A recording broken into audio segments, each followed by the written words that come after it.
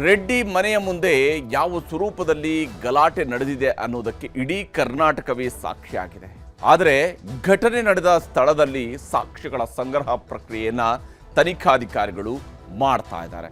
ರೆಡ್ಡಿ ಮನೆಯಲ್ಲಿ ದೊಣ್ಣೆ ಗುಂಡುಗಳ ಸಾಕ್ಷ್ಯವೂ ಕೂಡ ಲಭಿಸಿರುವಂಥದ್ದು. ಪೋಸ್ಟ್ ಮಾರ್ಟಮ್ನಲ್ಲೂ ಕೂಡ ಪ್ರಭಾವ ಬೀರಲಾಗಿದೆ ಅನ್ನುವಂಥ ಆರೋಪವನ್ನು ಬಿ ಶ್ರೀರಾಮುಲು ಮಾಡಿದ್ದಾರೆ. ವಿಶೇಷವಾಗಿ ಯಾವ ರಾಜಶೇಖರ್ ಮೃತಪಟ್ಟಿದ್ನೋ ಆತನ ದೇಹದಲ್ಲಿ ಬುಲೆಟ್ ಹೊಕ್ಕಿದ್ರೂ ಕೂಡ ಮೊದಲ ಪೋಸ್ಟ್ ಮಾರ್ಟಮ್ನಲ್ಲಿ ಬುಲೆಟ್ ತೆಗೆಯೋ ಕೆಲಸ ಮಾಡಿಲ್ಲ. ಹೀಗಾಗಿ ಎರಡನೇ ಬಾರಿ ಮಾಡಲಾಯಿತು ಅನ್ನೋಂಥ ಆರೋಪ ಬಂದಿದೆ. ನಾರಾಗಾಲಿ ಗುದ್ದಾಟಕ್ಕೆ ಮತ್ತೊಂದು ಟ್ವಿಸ್ಟ್ ಕೂಡ ಸಿಕ್ಕಿದೆ. ಇದುವೇ ಚದುರಂಗದ ಮೊದಲ ಸ್ಟೋರಿ. ರೆಡ್ಡಿ ಮನೆಯಂಗಳದಲ್ಲಿ ಸಾಕ್ಷ್ಯ.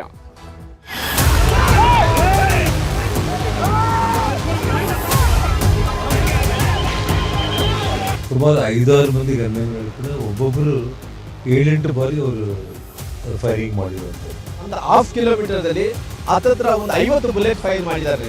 ನಮ್ಮ ಮೇಲೆ ಹಾಕುವಂಥ ಒಂದು ಪ್ರಯತ್ನದಲ್ಲಿ 2ನೇ ಬಾರಿ ಪೋಸ್ಟ್ ಮಾರ್ಟಮ್ ಮಾಡಿಸಿದ್ದಾರೆ. ಪೋಸ್ಟ್ ಮಾರ್ಟಮ್ ನಡೆಯುವಂಥ ಟೈಮಲ್ಲಿ ಎಲ್ಲ ಕೂಡ ನನ್ನ ಹತ್ರ ಇದಾವ.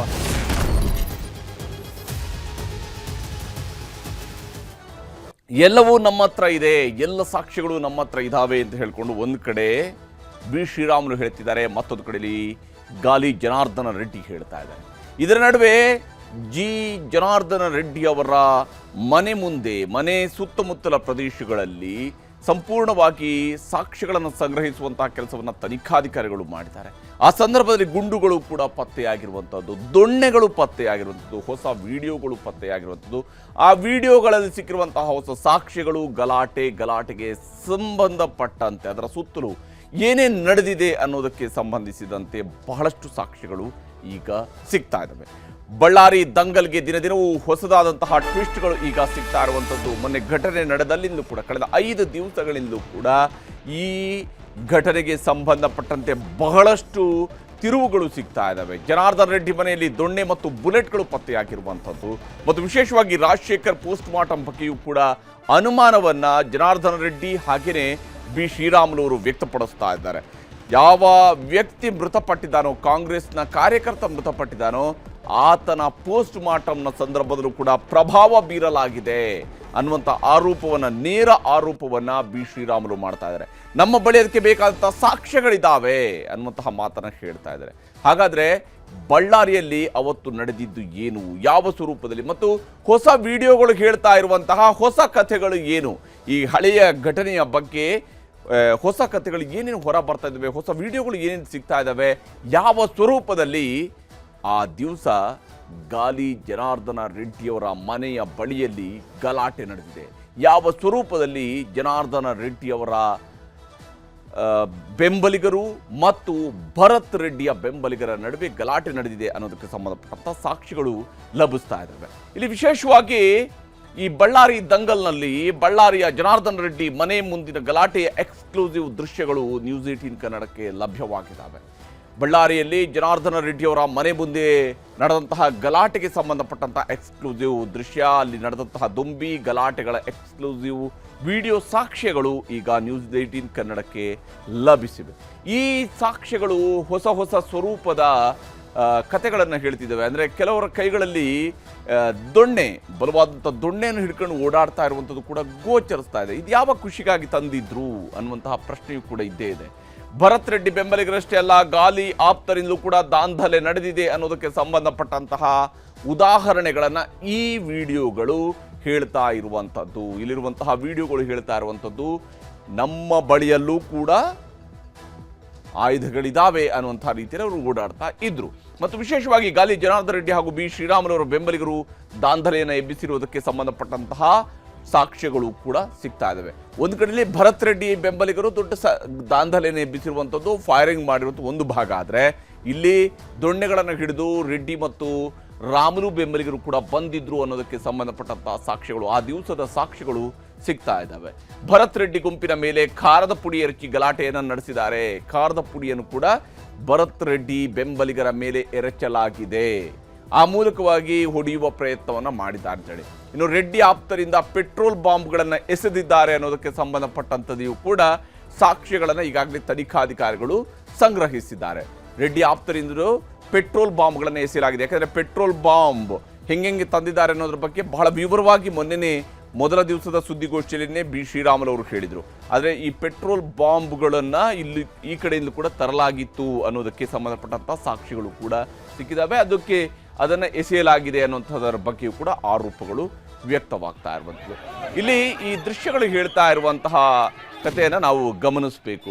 ಜನಾರ್ದನ್ ರೆಡ್ಡಿ ಹಾಗೂ ರಾಮುಲು ಬೆಂಬಲಿಗರಿಂದಲೂ ಕೂಡ ದಾಂಧಲೆ ನಡೀತಾ ಇತ್ತು ಅನ್ನೋದಕ್ಕೆ ಸಂಬಂಧಪಟ್ಟಂತಹ ಸಾಕ್ಷ್ಯಗಳನ್ನು ಈ ಘಟನೆಗಳು ಹೇಳ್ತಾ ಇರೋದು. ಖಾರದ ಪುಡಿಯನ್ನು ಎರಚಿರುವಂಥದ್ದು, ಆ ಮೂಲಕವಾಗಿ ದೊಂಬಿ ಎಬ್ಬಿಸಿರುವಂಥದ್ದು, ಗಲಾಟೆ ಎಬ್ಬಿಸಿರುವಂಥದ್ದು ನಡೆದಿದೆ. ಖಾರದ ಪುಡಿಯನ್ನು ಎರಚಲಾಗಿದೆ. ಅಲ್ಲಿ ಬಿದ್ದಿರ್ತಕ್ಕಂತಹ ಖಾರದ ಪುಡಿಯ ಅಂಶ ಅಲ್ಲಿ ಗೋಚರಿಸ್ತಾ ಇದೆ. ಜನಾರ್ದನ್ ರೆಡ್ಡಿ ರಾಮುಲು ಬೆಂಬಲಿಗರಿಂದ ಅಲ್ಲಿ ದಾಂಧಲೆ ನಡೆದಿದೆ ಅಂತ ಹೇಳಿ ಅದಕ್ಕೆ ಸಂಬಂಧಪಟ್ಟಂತೆ, ಯಾಕಂದರೆ ಪೊಲೀಸರನ್ನು ತಳ್ಳುತ್ತಾ ಅಲ್ಲಿ ದೊಣ್ಣೆಗಳನ್ನು ಹಿಡಿದು, ಲಾಠಿಗಳನ್ನು ಹಿಡಿದು, ದೊಣ್ಣೆಗಳನ್ನು ಹಿಡಿದು ಬಂದಿರುವಂಥದ್ದು ಗೋಚರಿಸ್ತಾ ಇದೆ. ಅವರು ದೊಣ್ಣೆಗಳೊಂದಿಗೆ ಓಡಾಡ್ತಾ ಇರೋದು ಕೂಡ ಗೋಚರಿಸಿದೆ. ಪೊಲೀಸರು ಒಂದು ಕಡೆಯಲ್ಲಿ ಲಾಠಿ ಚಾರ್ಜ್ ಮಾಡೋಕ್ಕೆ ಮುಂದಾದರೆ ಇತ್ತ ಗಾಲಿ ರೆಡ್ಡಿಯವರ ಬೆಂಬಲಿಗರು ಕೈಯಲ್ಲಿ ದೊಣ್ಣೆ ಹಿಡ್ಕೊಂಡು ಅವರು ಕೂಡ ತಮ್ಮದೇ ರೀತಿಯಲ್ಲಿ ಲಾಠಿ ಚಾರ್ಜ್ ಮಾಡೋದಕ್ಕೆ ಹೊರಟವರ ರೀತಿಯಲ್ಲಿ ಕಾಣಿಸ್ಕೊಂಡಿದ್ದಾರೆ. ಕೈಗಳಲ್ಲಿ ದೊಣ್ಣೆಗಳನ್ನು ಹಿಡ್ಕೊಂಡು ಓಡಾಡಿದ್ರ ಉದ್ದೇಶ ಏನಿತ್ತು, ಯಾವ ಕಾರಣಕ್ಕಾಗಿ ಹಾಗಾದರೆ ಅವರು ದೊಣ್ಣೆಗಳನ್ನು ತೆಗೆದುಕೊಂಡು ಬಂದಿದ್ರು ಅನ್ನುವಂತಹ ಪ್ರಶ್ನೆಯೂ ಕೂಡ ಮೂಡುತ್ತೆ. ಇಲ್ಲಿ ಇದನ್ನು ಅವರು ಸೆಲ್ಫ್ ಡಿಫೆನ್ಸ್, ನಾವಲ್ಲಿ ಡಿಫೆನ್ಸ್ಗೆ ಟ್ರೈ ಮಾಡಿದ್ವಿ ಅನ್ನುವಂಥ ಅಂಶಗಳನ್ನು ಮೊನ್ನೆನೇ ಹೇಳ್ಕೊಳ್ಳೋದಕ್ಕೆ ಶುರು ಮಾಡಿದರು. ಇದು ಹಾಗಾದರೆ ಆ ಡಿಫೆನ್ಸ್ನ ಭಾಗನ ಅಥವಾ ಇನ್ಯಾವ ಉದ್ದೇಶದ್ದು ಅನ್ನುವಂತಹ ಪ್ರಶ್ನೆ ಇಲ್ಲಿ ಇರುವಂಥದ್ದು. ಹಾಗೆಯೇ ಪೆಟ್ರೋಲ್ ಬಾಂಬ್ಗಳನ್ನು ಎಸೆದಿರುವಂಥದ್ದು ಕೂಡ ಗೋಚರಿಸ್ತಾ ಇದೆ. ಪೆಟ್ರೋಲ್ ಬಾಂಬ್ಗಳನ್ನು ನೋಡಿ, ಅದು ಹೋಗ್ತಾನೆ ಬೆಂಕಿ ಹಾರ್ತಾ ಇರುವಂತಹ ದೃಶ್ಯವನ್ನು ನಾವು ಗಮನಿಸ್ಬೋದು. ಪೆಟ್ರೋಲ್ ಬಾಂಬ್ಗಳನ್ನು ಎಸೆದಿದ್ದಾರೆ ಅಂತ ಹೇಳುವಂಥದ್ದು ಗೊತ್ತಾಗುತ್ತೆ. ಈ ಸಂದರ್ಭದಲ್ಲಿ ಯಾವಾಗ ಪೆಟ್ರೋಲ್ ಬಾಂಬ್ ಎಸೆಯಲಾಯಿತು ಆಗ ಗಾಳಿಯಲ್ಲಿ ಪೊಲೀಸರು ಕೂಡ ಗುಂಡು ಹಾರಿಸುವಂತಹ ಕೆಲಸವನ್ನು ಮಾಡಿದರು. ಅದರಲ್ಲಿ ಟಿಯರ್ ಗ್ಯಾಸನ್ನು ಕೂಡ ಸಿಡಿಸಿದ್ದಾರೆ ಅಂತೇಳಿ. ಆದರೆ ಪೆಟ್ರೋಲ್ ಬಾಂಬ್ ಎಸೆದಿರುವಂಥದ್ದು ನಿಜಕ್ಕೂ ಕೂಡ ಇವರ ಉದ್ದೇಶ ಹಾಗಾದರೆ ಏನಿತ್ತು, ಪೆಟ್ರೋಲ್ ಬಾಂಬ್ ಎಸೆದಿದ್ದರ ಉದ್ದೇಶ ಏನಿತ್ತು ಅನ್ನುವಂತಹ ಪ್ರಶ್ನೆ ಕೂಡ ಬರುತ್ತೆ. ಮೊನ್ನೆ ಶ್ರೀರಾಮುಲು ಅವರು ಹೇಳಿದ್ದಾರೆ ಪೆಟ್ರೋಲ್ ಬಾಂಬ್ಗಳನ್ನೆಲ್ಲ ತೆಗೆದುಕೊಂಡು ಬಂದಿದ್ರು ಅಂತೇಳಿ.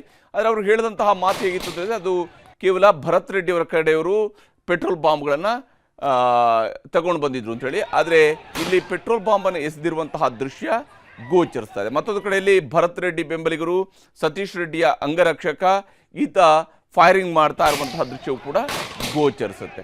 ಅಂದರೆ ಒಂದು ಕಡೆಯಲ್ಲಿ ಪೆಟ್ರೋಲ್ ಬಾಂಬ್ ಬಿಸಾಕ್ತಾರೆ, ಮತ್ತೊಂದು ಕಡೆಯಲ್ಲಿ ಫೈರಿಂಗ್ ನಡೆಯುತ್ತೆ.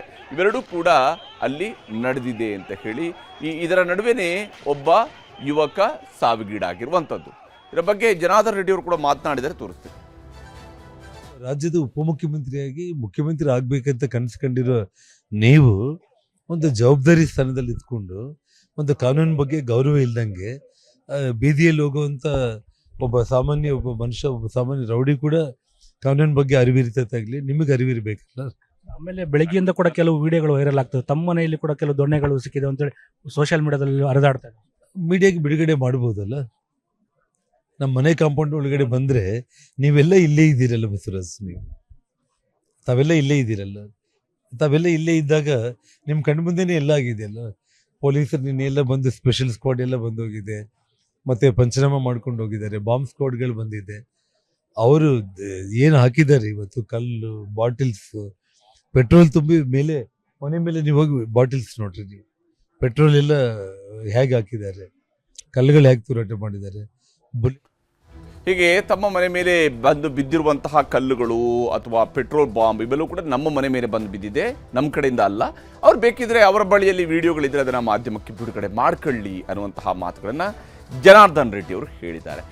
ಆದರೆ ಇಲ್ಲಿ ಗಾಲಿ ಮನೆಯಲ್ಲಿ ಗುಂಡು ಕೂಡ ಪತ್ತೆಯಾಗಿದೆ. ಗಾಲಿ ಜನಾರ್ದನ್ ರೆಡ್ಡಿ ಮನೆ ಬಳಿಯಲ್ಲಿ ಪರಿಶೀಲನೆಯನ್ನು ನಡೆಸುವಂತಹ ಸಂದರ್ಭದಲ್ಲಿ ಈಗ ಮತ್ತೆ ಗುಂಡುಗಳು ಸಿಕ್ಕಿರುವಂಥದ್ದು. ಬಾಂಬ್ ನಿಷ್ಕ್ರಿಯ ದಳ ಮತ್ತು FSL ತಂಡ ಪರಿಶೀಲನೆಯನ್ನು ಮುಂದುವರಿಸಿದೆ, ಅವರ ತನಿಖೆಯನ್ನು ಮುಂದುವರಿಸಿದ್ದಾರೆ.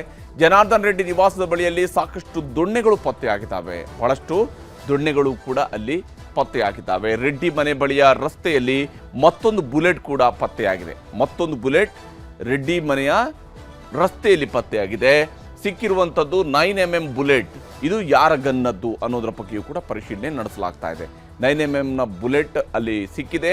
ಇದು ಯಾರದ್ದು, ಯಾರು ಹಾರಿಸಿರ್ತಕ್ಕಂತಹ ಬುಲೆಟ್ ಇದು ಅನ್ನುವಂಥದ್ದು ಗೊತ್ತಾಗಬೇಕಾಗಿದೆ. 9mm ಬುಲೆಟ್ ಕೂಡ ಪತ್ತೆಯಾಗಿದೆ.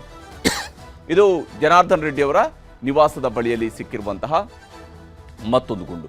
ಈ ವಿಚಾರಕ್ಕೆ ಸಂಬಂಧಪಟ್ಟಂತೆ ಜನಾರ್ದನ್ ರೆಡ್ಡಿ ಅವರು ಹಾಗೆಯೇ ಶ್ರೀರಾಮುಲು ಅವರು ಕೂಡ ಮಾತನಾಡಿದರೆ ತೋರಿಸ್ತೀನಿ. ಇವಾಗ ಬಾಂಬ್ ಸ್ಕ್ವಾಡ್ ಅವರೆಲ್ಲರೂ ಕೂಡ ನಮ್ಮ ಮನೆ ಸುತ್ತಲೂ ಕೂಡ ಅವರು ಹುಡುಕಾಟ ಮಾಡಿದಾಗ ಒಂದು ಬುಲೆಟ್ ಸಿಕ್ಕಿದೆ ಅಂತೇಳಿ ಇವಾಗ ನನಗೆ ಗೊತ್ತಾಗಿರುವಂಥದ್ದು. ಅವ್ರು ಇನ್ನೂ ಹುಡುಕಾಡಿದರೆ, ಯಾಕೆಂದರೆ ಸುಮಾರು 5-6 ಮಂದಿ ಗನ್ಮೆನ್ಗಳು ಕೂಡ ಒಬ್ಬೊಬ್ಬರು 7-8 ಬಾರಿ ಅವರು ಫೈರಿಂಗ್ ಮಾಡಿರುವಂಥದ್ದು. ಅಂದರೆ ಸುಮಾರು 30-40 ಬಾರಿ. ಸೊ ಅಷ್ಟು ಬುಲೆಟ್ಸ್ ಸಿಗಬೇಕಿಲ್ಲಿ. ಜನಾರ್ದನ್ ರೆಡ್ಡಿಯವರು ಸುತ್ತಮುತ್ತಲ ಮನೆಯಲ್ಲಿ ಏನು ಗುಂಡು ಹಾರಿದ್ದು ಅದೆಲ್ಲ ಕೂಡ ಇವತ್ತು ಆ ಬಾಂಬ್ ಸ್ಕ್ವಾಡ್ ಅವರುಗಳೇ ಎಲ್ಲ ಕಲೆಕ್ಟ್ ಮಾಡ್ಕೊಂತಾರೆ. ಮತ್ತೆ ಒಂದು ಗುಂಡು ಸಿಕ್ಕಿದೆ. ಅವ್ರು ನೋಡ್ರಿ, ಇಲ್ಲಿಂದ ನಮ್ಮ ಮನೆ ತನಕ ಕೂಡ ಒಂದು 500 ಮೀಟರ್ ಗುಂಡು ಆರಿಸ್ಕೊಂತ ಬಂದ್ರು, ಮೇಲೆ ಆರಿಸಿದ್ರಿ. ಆ ಗುಂಡು ಲೆಕ್ಕ ಇದೇನೆಲ್ಲ ಗೊತ್ತಿಲ್ಲ, ಪುನಃ ಅವ್ರು ಕೇಳಬೇಕಾಗುತ್ತೆ. ಯಾಕಂದ್ರೆ ಲೈಸೆನ್ಸ್ ತೊಗೊಂಡಂಥ ಟೈಮಲ್ಲಿ ಈ ಬಳ್ಳಾರಿ ಜಿಲ್ಲೆಗೆ ನಾರಾ ಭರತ್ ರೆಡ್ಡಿ ಅವರಿಗೆ ಅಂಗರಕ್ಷಕರಾಗಿ ಬರೋಂಥ ಟೈಮಲ್ಲಿ ಅವರು ಎಲ್ಲ ಮಾಹಿತಿಯನ್ನು ಕೂಡ ಪೊಲೀಸರು ಕೊಡಬೇಕಾಗಿದೆ. ನಿಮಗೆ ಗೊತ್ತಿರೋ ಪ್ರಕಾರ ಅಲ್ಲಿ ಒಂದು 1/2 ಕಿಲೋಮೀಟರ್ದಲ್ಲಿ ಹತ್ತತ್ರ ಒಂದು 50 ಬುಲೆಟ್ ಫೈರ್ ಮಾಡಿದಾರ್ರಿ. ಆ ಮನುಷ್ಯ ಒಂದು 50 ಬುಲೆಟ್ ಅಂದ್ರೆ ಪಟಾಸಿ ಹೊಡೆದಂಗೆ ಹೊಡಿತಿರ್ತಾನ್ರಿ. ಅಂದ್ರೆ ಯಾವ ರೀತಿಯಲ್ಲಿ ನಾವು ತಾಜ್ ಹೋಟೆಲ್ ಮೇಲೆ ದಾಳಿ ನೋಡಿತ ನೋಡ್ರಿ, ಹಂಗ ಆರಿಸ್ತಾ ಇದ್ರು, ಹಂಗ ಆರಿಸ್ಕೊಂತ ಬಂದ್ರಿ ಅವರು. ಇನ್ನು ಸಾಕಷ್ಟು ಗುಂಡುಗಳು ಎಲ್ಲೆಲ್ಲಿ ಬಿದ್ದಾವ್ ನೋಡ್ಬೇಕಾಗ. ಹೀಗೆ ಅವತ್ತು ರಾತ್ರಿ ನಡೆದಂತಹ ಘಟನೆಯನ್ನ ವಿವರಿಸಿದ್ದಾರೆ ಬಿ ಶ್ರೀರಾಮುಲು ಹಾಗೂ ಗಾಲಿ ಜನಾರ್ದನ್ ರೆಡ್ಡಿ ಅವರು. ಇಬ್ರು ಕೂಡ ಆ ವಿಚಾರಗಳನ್ನು ಹೇಳ್ತಾ ಇದ್ದಾರೆ. ಇದರ ನಡುವೆ ಪೋಸ್ಟ್ ಮಾರ್ಟಮ್ ಮೇಲೂ ಕೂಡ ಪ್ರಭಾವ ಬೀರಲಾಗಿದೆ ಅನ್ನುವಂಥ ಆರೋಪ ಬಂದಿದೆ. ಈ ರಾಜಶೇಖರ್ನ ಮೃತದೇಹದ ಪೋಸ್ಟ್ ಮಾರ್ಟಮ್ನ ಸಂದರ್ಭದಲ್ಲೂ ಕೂಡ ಪ್ರಭಾವ ಬೀರಲಾಗಿದೆ. ಇದರಲ್ಲೂ ಕೂಡ ಈಗ ಪಾಲಿಟಿಕ್ಸ್ ನಡೀತಾ ಇದೆ. ಕಾಂಗ್ರೆಸ್ ಕಾರ್ಯಕರ್ತನ ಶವಯಾತ್ರೆಯ ಸಂದರ್ಭದಲ್ಲಿ ಆ ಶವಕ್ಕೆ ಹೆಗಲು ಕೊಡುವಂತಹ ಕೆಲಸವನ್ನ ನಾರಾ ಭರತ್ ರೆಡ್ಡಿ ಅವರು ಮಾಡಿರ್ಬೋದು. ಆದರೆ ಆ ಶವ ಪರೀಕ್ಷೆಯ ಸಂದರ್ಭದಲ್ಲಿ ನಾರಾ ಭರತ್ ರೆಡ್ಡಿ ಅವರು ಒತ್ತಡವನ್ನ ತಂದಿದ್ದಾರೆ ಅನ್ನುವಂತಹ ಆರೋಪವನ್ನು ಇಲ್ಲಿ ಮಾಡ್ತಾ ಇರುವಂಥದ್ದು ಜನಾರ್ದನ್ ರೆಡ್ಡಿ ಹಾಗೂ ಬಿ ಶ್ರೀರಾಮುಲು ಅವರು. ಪ್ರಕರಣವನ್ನು ಮುಚ್ಚಿ ಹಾಕೋದಿಕ್ಕೆ ಭಾರಿ ಪ್ಲಾನ್ ಅನ್ನ ಮಾಡ್ಕೊಂಡಿದ್ರು ಅಂತ ಹೇಳಿ, ಈ ಪ್ರಕರಣವನ್ನೇ ಮುಚ್ಚಿ ಹಾಕೋದಿಕ್ಕೆ ಬೇಕಾದಂಥ ತಯಾರಿಯನ್ನು ಮಾಡ್ಕೊಂಡಿದ್ರು, ಪ್ಲಾನ್ ಅನ್ನು ಮಾಡ್ಕೊಂಡಿದ್ರು. ಶಾಸಕ ನಾರಾ ಭರತ್ ರೆಡ್ಡಿ ವಿರುದ್ಧ ಗಾಲಿ ಹಾಗೂ ರಾಮುಲು ಇಬ್ಬರು ಕೂಡ ಆಕ್ರೋಶವನ್ನು ವ್ಯಕ್ತಪಡಿಸಿದ್ದಾರೆ, ಆರೋಪವನ್ನು ಮಾಡ್ತಾ ಇದ್ದಾರೆ. ಇವರಿಬ್ಬರು ಕೂಡ ಹೇಳ್ತಾ ಇರುವಂಥದ್ದು ಈ ಪೋಸ್ಟ್ ಮಾರ್ಟಮ್ನ ಸಂದರ್ಭದಲ್ಲಿ ಕೇಸನ್ನು ಮುಚ್ಚಿ ಹಾಕುವಂಥ ಕೆಲಸವನ್ನು ಮಾಡಿದ್ದಾರೆ ಅಂತ ಹೇಳಿ. 2-3 ಬಾರಿ ಪೋಸ್ಟ್ ಮಾರ್ಟಮ್ ಮಾಡಿದ್ದಾರೆ ಅನ್ನುವಂತಹ ಆರೋಪವನ್ನು ಬಿ ಶ್ರೀರಾಮುಲು ಅವರು ಮಾಡ್ತಾ ಇದ್ದಾರೆ, ಹಾಗೆಯೇ ರೆಡ್ಡಿಯವರು ಕೂಡ ಮಾಡ್ತಾ ಇದ್ದಾರೆ. ರಾಜಶೇಖರ್ ಮೃತದೇಹದ ಪೋಸ್ಟ್ ಮಾರ್ಟಮ್ನಲ್ಲೂ ಕೂಡ ಈಗ ಪಾಲಿಟಿಕ್ಸ್ ಶುರುವಾಗಿದೆ. ಇದು ಯಾರನ್ನ ಬಚಾವ್ ಮಾಡ್ಕೊಳ್ಳೋದಕ್ಕೆ ಮಾಡಿರುವಂಥದ್ದು ಅಂತ ಹೇಳಿ. ಕನಿಷ್ಠ 2 ಬಾರಿ ಅಂತೂ ಪೋಸ್ಟ್ ಮಾರ್ಟಮ್ ಆಗಿದೆ ಅನ್ನೋದ್ರ ಬಗ್ಗೆ ಒಂದು ಮಾಹಿತಿ ಲಭ್ಯವಾಗ್ತಾ ಇರುವಂಥದ್ದು. ಆದರೆ ಯಾವ ಉದ್ದೇಶಕ್ಕಾಗಿ, ಎಕ್ಸ್ಟ್ರಾ ವೆರಿಫಿಕೇಶನ್ ಉದ್ದೇಶಕ್ಕಾಗಿನೋ ಅಥವಾ ಪ್ರಕರಣವನ್ನು ಮುಚ್ಚಿ ಹಾಕುವಂಥ ಉದ್ದೇಶಕ್ಕಾಗಿನೋ ಅನ್ನೋದ್ರ ಬಗ್ಗೆ ಪ್ರಶ್ನೆಗಳು ಇದ್ದೇ ಇರುವಂಥದ್ದು. ಈ ವಿಚಾರದಲ್ಲಿ ರಾಮುಲು ಹಾಗೂ ರೆಡ್ಡಿಯವರು ಏನೇನು ಮಾತನಾಡಿದ್ದಾರೆ ಅನ್ನೋದು ನಿಮ್ಗೆ ತೋರಿಸ್ತೀನಿ. ಶೇಖರ್ ಅನ್ನಂಥ ಯುವಕ ಡೆತ್ ಆದಮೇಲೆ ಇದನ್ನು ಆ ಹುಡುಗ ಜೀವಂತ ಆಗಿದ್ದ. ಇಲ್ಲಿಂದ ಗಾಡಿಯಲ್ಲಿ ಪೊಲೀಸರು ತೊಗೊಂಡೋಗ್ತಾರೆ. ಈ ಪೊಲೀಸರು ತೊಗೊಂಡೋಗಂಥ ಟೈಮ್ ಮಧ್ಯದಲ್ಲಿ ಆ ಹುಡುಗ ಜೀವ ಕಳ್ಕೊತಾನ. ಜೀವ ಕಳ್ಕೊಂಡ ನಂತರ ಅದನ್ನು ಪೋಸ್ಟ್ ಮಾರ್ಟಮ್ದಲ್ಲಿ ಮಾಡಬೇಕಂದೇಳಿ ಅಲ್ಲಿ ಕೊಡ್ತಾರೆ. ಅವತ್ತು ರಾತ್ರಿ ಇವರು ಹಂಗೆ ಹೊತ್ಕೊಂಬರ್ಬೇಕಂತ ಪ್ರಯತ್ನ ಮಾಡ್ತಾರೆ. ಆ ಬಾಡಿನ ಹಂಗೆ ಹೊತ್ಕೊಂಬಂದ್ಬಿಡೋಕ್ಕನ್ನೋ ಪ್ರಯತ್ನ ಮಾಡ್ತಾರೆ. ಸಾಕಷ್ಟು ಇನ್ಫ್ಲುಯೆನ್ಸ್ ಮಾಡ್ತಾರೆ. ಅವ್ರು ಹೇಳಿದ್ದಾರೆ, ನೋಡಿರಿ ಎಂಥ ಪರಿಸ್ಥಿತಿಯಲ್ಲಿ ಕೂಡ ಈ ಬಾಡಿ ಹಿಂಗೆ ಕೊಡೋಕ್ಕಾಗಲ್ಲ, ಪೋಸ್ಟ್ ಮಾರ್ಟಮ್ ಮಾಡೇ ಕೊಡೋರು ಅಂತ ಹೇಳಿದ ತಕ್ಷಣ ಅವ್ರು ಏನು ಮಾಡಿದ್ದಾರೆ, ಬೆಳಗ್ಗೆ ತನಕ ಅಲ್ಲಿ ಫ್ರೀಜರಲ್ಲಿಟ್ಟು ಲಾಕ್ ಮಾಡಿ ಫ್ರೀಜರಿಂದ ಮತ್ತೆ ಬೆಳಗ್ಗೆ ಪೋಸ್ಟ್ ಮಾರ್ಟಮ್ ಮಾಡಿದ್ದಾರೆ. ಪೋಸ್ಟ್ ಮಾರ್ಟಮ್ ಮಾಡೋಂಥ ಟೈಮಲ್ಲಿ ಅವ್ರು ಏನು ಮಾಡಿದ್ದಾರೆ, ಗುಂಡು ಆರಿದೆ ಅಂತ ಹೇಳಿದ್ದಾರೆ. ಖಾಸಗಿ ಗುಂಡು ಮಣ್ಣುಗಳಿಂದ ಗುಂಡು ಆರಿದೆ ಅಂತೇಳಿ SP ಸಾಹೇಬ್ರು ಕೊಟ್ಟಿದ್ದಾರೆ. ಯಾರು ನಮ್ಮ ಚಿತ್ರದುರ್ಗ ಉಸ್ತುವಾರಿ SP ಸಾಹೇಬ್ರು ಕೊಟ್ಟಿದ್ದಾರೆ. ಕೊಟ್ಟಿದ ನಂತರ ಅವ್ರು ಏನು ಮಾಡಿದ್ದಾರೆ, ಪುನಃ ಅದರ ಗುಂಡು ಯಾರು ಆರಿಸಿದ್ದಾರೆ ಅಂದರೆ ಅಂಗರಕ್ಷಕರು, ಖಾಸಗಿ ಅಂಗರಕ್ಷಕರು ಅವರು ನಾರಾ ಭರತ್ ರೆಡ್ಡಿ ಅವರು ಹೇಳ್ತಾರೆ, ಇಲ್ಲ ನಾವು ಯಾವ ಗುಂಡು ಆರಿಸಿಲ್ಲ ಅಂತ ಹೇಳ್ತಾರೆ. ಜನಾರ್ದನ್ ರೆಡ್ಡಿ ಅವ್ರು ಏನು ಹೇಳ್ತಾರೆ, ನಾವು ಯಾವುದು ಗುಂಡು ಆರಿಸಿಲ್ಲ ಅಂತಾರೆ. ಜನರು ಕನ್ಫ್ಯೂಷನ್. ಇಷ್ಟೊಂದು ಮಹಾಬದಲ್ಲಿ ಜನಾರ್ದನ್ ರೆಡ್ಡಿ ಅವರೇನು ಸುಳ್ಳು ಹೇಳ್ತಾರೆ, ಇಲ್ಲಿ ನಾರಾ ಭರತ್ ರೆಡ್ಡಿ ಯಾರೊಬ್ಬರು ಸುಳ್ಳು ಹೇಳ್ತಾ ಇರಬೇಕಲ್ಲ ಇದರಲ್ಲಿ. ಹಂಗಾಗಿ ಇಬ್ಬರು ಕನ್ಫ್ಯೂಷನ್ ಆದಂಥ ಟೈಮ್ ಅವ್ರೇನು ಮಾಡಿದಂತೆ, ಆ ದೇಹದಲ್ಲಿ ಹಂಗೆ ಗುಂಡಿದ್ದು ಪೋಸ್ಟ್ ಮಾರ್ಟಮ್ ಮಾಡೋಕ್ಕೆ ಪ್ರಯತ್ನ ಮಾಡಿ ಆ ಗುಂಡನ್ನು ತೆಗಿಲಾರ್ದಂತೆ ಹಂಗೆ ಅಂತ್ಯ ಸಂಸ್ಕಾರ ಮಾಡಬೇಕನ್ನೋ ಪ್ರಯತ್ನ ಮಾಡಿ. ಆಮೇಲೆ ಪ್ರಾಮಾಣಿಕವಾದಂಥ ಪೊಲೀಸ್ ಅಧಿಕಾರಿಗಳು ಬಂದು ಹಿಂಗೆ ನಾಳೆಗೆ ಕೊಡೋಲ್ಲ, ನಾವು ಕಾನೂನನ್ನು ಕೈ ತೊಗೊಳಕ್ಕಾಗಲ್ಲ ಅಂದರೆ ಮತ್ತೆ ಪೋಸ್ಟ್ ಮಾರ್ಟಮ್ ಮಾಡಿ 2 ಸಾರಿ ಮಾಡಿ, ಅದಾದ ನಂತರ 1, 2, 3ನೇ ಬಾರಿ ಮಾಡಿ ಆ ಗುಂಡುಗಳನ್ನೆಲ್ಲ ಕೂಡ ಹೊರಗೆ ತೆಗಿಯಂಥ ಕೆಲಸ ಮಾಡಿದ್ರೆ. ಅದೇನು ರಿಪೋರ್ಟ್ ಇದನ್ನು ನಾನು ಏನು ಇವತ್ತು ಪೋಸ್ಟ್ ಮಾರ್ಟಮ್ ನಡೆಯೋಂಥ ಟೈಮಲ್ಲಿ ಎಲ್ಲ ಕೂಡ ನನ್ನ ಹತ್ರ ಇದ್ದಾವೆ. ಒಂದು ಬಾಡಿನ 2 ಬಾರಿ ಪೋಸ್ಟ್ ಮಾರ್ಟಮ್ ಮಾಡುವಂಥ ಒಂದು ಪ್ರಯತ್ನ ಆಗಿರುವಂಥದ್ದು. ಮತ್ತು ಅವನು ಸೂರ್ಯನಾರಾಯಣ ರೆಡ್ಡಿ, ಯಾರು ಭರತ್ ರೆಡ್ಡಿ ಅವರ ತಂದೆ, 2ನೇ ಬಾರಿ ಪೋಸ್ಟ್ ಮಾರ್ಟಮ್ಗೆ ಒತ್ತಾಯ ಮಾಡಿ ಅದರಲ್ಲಿ ನಮ್ಮನ್ನು ಏನಾದರೂ ಸಿಗಾಕಿಸ್ಲಿಕ್ಕೆ ಅವಕಾಶ ಇದೆ ಅಂತಂದರೆ, ಪಾಪ ತಂದೆ ಅಂದಮೇಲೆ ಮಗನ ಮೇಲೆ ಆ ಕರುಣೆ ಇದ್ದೇ ಇರುತ್ತೆ. ನನ್ನ ಮಗನ ಕೊರಳಿಗೆ ಸುತ್ಕೊಳ್ತೆ ಅಂತೇಳಿ ಆ ಭಯದಲ್ಲಿ ಸ್ವಲ್ಪ ಯಾವಾಗಲೂ ಕೂಡ ಸುರ್ನಾರೆಡ್ಡಿ ಕ್ರಿಮಿನಲ್ ಥಿಂಕಿಂಗೇ ಮಾಡ್ತಾ ಇರ್ತೇನೆ. ಅಂದರೆ ಅಪೋನೆಂಟ್ಸ್ ಅವ್ರು ಏನಾದರೂ ಫೈರ್ ಮಾಡಿ ಡೆತ್ ಆಗಿದ್ದಾನ ಅನ್ನೋ ಅನುಮಾನದಿಂದ ನಮ್ಮ ಮೇಲೆ ಹಾಕುವಂಥ ಒಂದು ಪ್ರಯತ್ನದಲ್ಲಿ 2ನೇ ಬಾರಿ ಪೋಸ್ಟ್ ಮಾರ್ಟಮ್ ಮಾಡಿಸಿದ್ದಾರೆ. ಹೀಗೆ ಇಬ್ಬರು ಕೂಡ 2 ಬಾರಿ ಪೋಸ್ಟ್ ಮಾರ್ಟಮ್ ಮಾಡಲಾಗಿದೆ ಅನ್ನುವಂಥ ಆರೋಪವನ್ನು ಮಾಡ್ತಾ ಇದ್ದಾರೆ. 2 ಬಾರಿ ಪೋಸ್ಟ್ ಮಾರ್ಟಮ್ ಆಗಿದೆ ಅನ್ನುವಂಥದ್ದು ಇರುವಂತಹ ರಿಪೋರ್ಟ್. ಆದರೆ ಈ ವಿಚಾರಕ್ಕೆ ಸಂಬಂಧಪಟ್ಟಂತೆ ಬಹಳಷ್ಟು ರಾಜಕೀಯದ ಮಾತುಗಳು ಕೂಡ ನಡೀತಾ ಇದೆ. ಒಂದು ಕಡೆಯಲ್ಲಿ ಶಿವಕುಮಾರ್ ಅವರು ಭರತ್ ರೆಡ್ಡಿ ಅವರ ಪರವಾಗಿ ಆಡಿದ್ದಂತಹ ಮಾತುಗಳು ಸಹಜವಾಗಿಯೇ ಜನಾರ್ದನ ರೆಡ್ಡಿ ಅವರನ್ನ ಕೆರಳಿಸಿದೆ. ಅವರು ತಿರುಗೇಟು ಕೊಡುವಂತಹ ಕೆಲಸವನ್ನು ಕೂಡ ಮಾಡಿದ್ದಾರೆ. ಜಡ್ಡಾರು ಕೇಳಲಿ, ಇರಾನಿಂದ ಯಾವ್ದಾರು ತಗೊಬರ್ಲಿ, ಅಮೇರಿಕಾದಿಂದ ತರಿಸ್ಕೊಳ್ಳಿ, ಇವ್ರಾರು ಮಡಿಕೊಳ್ಳಿ, ಯಾರು ಬೇಡ ಅಂತ ಹೇಳ್ತಾರೆ. ಬಹಳ ಸಂತೋಷ. ಅವ್ರ ಪಾರ್ಟಿ ಕೇಡರ್ಸ್ನೇ ಬೇಕಾದ್ರೆ 100 ಜನನ ರೆಡಿ ಮಾಡ್ಕೊಳ್ಳಿ. ಬಸವರಾಜ್ 100 ಜನ ಅಲ್ಲ, ದಿನ 10,000 20,000 ಜನ ಬರ್ತಾ ಇದ್ದಾರೆ. ಅದು ಇಂಪಾರ್ಟೆಂಟ್ ಅಲ್ಲ. ಅಂದರೆ ಆ ಸಾಮಾನ್ಯ ಜನರು ಕೂಡ ನಾಳೆ ಜನಾರ್ದನ ರೆಡ್ಡಿ ಮೇಲೆ ಅಟ್ಯಾಕ್ ಆಗೋ ಟೈಮ್ನೆಲ್ಲ 100 ಮಂದಿಯಲ್ಲಿ ಇನ್ನೊಂದು 10 ಮಂದಿ ಸಾಯಿಲಿ ಅಂತಾನೆ ಡಿ ಕೆ ಶಿವಕುಮಾರ್ ಪ್ಲಾನ್ ಮಾಡ್ತಾ ಇರೋದು. ಹೀಗೆ ಇಲ್ಲಿ ಏಟು ಎದುರೇಟುಗಳು ಬಹಳ ಜೋರಾಗಿ ನಡೀತಾ ಇರುವಂಥದ್ದು. ಆದರೆ ಇದೇ ಸಂದರ್ಭದಲ್ಲಿ ಆರೋಪಿಗಳಿಗೆ ಈಗ ನ್ಯಾಯಾಂಗ ಬಂಧನಕ್ಕೆ ಒಪ್ಪಿಸಲಾಗಿದೆ. ಬಂಧಿತ 26 ಮಂದಿ ಆರೋಪಿಗಳನ್ನು ನ್ಯಾಯಾಂಗ ಬಂಧನಕ್ಕೆ ಒಪ್ಪಿಸಲಾಗಿದೆ. 26 ಮಂದಿಯನ್ನು ಈ ಪ್ರಕರಣಕ್ಕೆ ಸಂಬಂಧಪಟ್ಟಂತೆ ಈಗಾಗಲೇ ಬಂಧಿಸಲಾಗಿದೆ.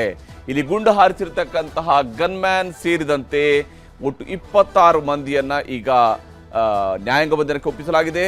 ಬೆಂಗಳೂರಿನ ಜನಪ್ರತಿನಿಧಿಗಳ ಕೋರ್ಟ್ ಈ ಆದೇಶವನ್ನು ನೀಡಿದೆ. ಜನಪ್ರತಿನಿಧಿಗಳ ಕೋರ್ಟ್ನಲ್ಲಿ ಈ ಆದೇಶ ಹೊರಬಿದ್ದಿರುವಂಥದ್ದು. ಜನವರಿ 19ರವರೆಗೂ ಕೂಡ ಆರೋಪಿಗಳಿಗೆ ಜೈಲೇ ಗತಿಯಾಗಿದೆ. ಅವರೆಲ್ಲರನ್ನು ಕೂಡ ಈಗ ನ್ಯಾಯಾಂಗ ಬಂಧನಕ್ಕೆ ಒಪ್ಪಿಸಲಾಗಿದೆ. ಎಲ್ಲ ಆರೋಪಿಗಳು ಪರಪ್ಪನ ಅಗ್ರಹಾರ ಜೈಲಿಗೆ ಶಿಫ್ಟ್ ಆಗಿದ್ದಾರೆ. ಎಲ್ಲರನ್ನು ಕೂಡ ಬೆಂಗಳೂರಿಗೆ ಕರ್ಕೊಂಡು ಬಂದು ಬೆಂಗಳೂರಿನಲ್ಲಿ ಹಾಜರುಪಡಿಸಲಾಗಿತ್ತು. ಈಗ ಇಲ್ಲಿ ಪರಪ್ಪನ ಅಗ್ರಹಾರ ಜೈಲಿಗೆ ಅವರನ್ನು ಶಿಫ್ಟ್ ಮಾಡಲಾಗಿದೆ. ಕೆಲ ಆರೋಪಿಗಳಿಂದ ಜಾಮೀನು ಅರ್ಜಿಯ ಸಲ್ಲಿಕೆಯೂ ಕೂಡ ಆಗಿದೆ. ಇದೇ ಸಂದರ್ಭದಲ್ಲಿ ಜಾಮೀನು ಅರ್ಜಿಗೂ ಹಾಕಿದ್ದಾರೆ. ಆಕ್ಷೇಪಣೆ ಸಲ್ಲಿಕೆಗೆ SPPಗೆ ಜಡ್ಜ್ ಅವರು ಕೂಡ ಸೂಚನೆಯನ್ನು ನೀಡಿದ್ದಾರೆ. ಇದರ ಬಗ್ಗೆ ಆಕ್ಷೇಪಣೆಯನ್ನು ಸಲ್ಲಿಸೋದಕ್ಕೆ ಅವಕಾಶವನ್ನು ಕೊಟ್ಟಿದ್ದಾರೆ. ಹೀಗೆ ಇಲ್ಲಿ ನಡೆದಿರತಕ್ಕಂತಹ ಈ ಇಡೀ ಬೆಳವಣಿಗೆ 2 ಕುಟುಂಬಗಳ ಪ್ರತಿಷ್ಠೆಯ ನಡುವೆ ಒಬ್ಬ ವ್ಯಕ್ತಿ ಸಾವಾಗಿದೆ. ಅದಲ್ಲದೆ ಬಳ್ಳಾರಿಯಲ್ಲಿ ಒಂದು ರೀತಿಯಂಥ ಆತಂಕದ ವಾತಾವರಣವನ್ನು ಸೃಷ್ಟಿಸುವಂತಹ ಪ್ರಯತ್ನ ನಡೆದಿದೆ. ಹೀಗಾಗಿನೇ ಕಾನೂನಿನ ಮೂಲಕವಾಗಿ ಕಠಿಣ ಕ್ರಮವನ್ನು ಕೈಗೊಳ್ಳಬೇಕು. ತಪ್ಪಿತಸ್ಥರು ಯಾರ್ಯಾರಿದ್ದಾರೆ, ಯಾವ್ಯಾವ ಕಡೆಯಿಂದ ಇದ್ದಾರೆ, ಯಾರು ಇಲ್ಲಿ ಕಾನೂನನ್ನು ಕೈಗೆತ್ತಿಕೊಂಡ್ರು ಅವರೆಲ್ಲರಿಗೂ ಕೂಡ ಶಿಕ್ಷೆ ಆಗಲೇಬೇಕು. ಹಾಗೆ ಆದರೆ ಮಾತ್ರನೇ ಬಳ್ಳಾರಿಯಲ್ಲಿ ಕಾನೂನು ಜಾರಿಯಲ್ಲಿದೆ ಅಂತ ಗೊತ್ತಾಗಬೇಕು ಹೊರತು ಯಾರೋ ತಮ್ಮ ಕೈಗೆ ಕಾನೂನು ಎತ್ಕೊಂಡು ತಮಗೆ ಬೇಕಾದ ರೀತಿಯಲ್ಲಿ ಗುಂಡು ಹಾರಿಸ್ಕೊಂಡು ಕೂತ್ಕೊಳ್ಳೋದಾದರೆ ಇಂಥದಕ್ಕೆ ಅವಕಾಶವನ್ನು ಕೊಡಲೇಬಾರ್ದು. ಸರ್ಕಾರ ಈ ವಿಚಾರದಲ್ಲಿ ರಾಜಕೀಯವನ್ನು ಪಕ್ಕಕ್ಕಿಟ್ಟು ಕೆಲಸವನ್ನು ಮಾಡಬೇಕಾಗಿತ್ತು.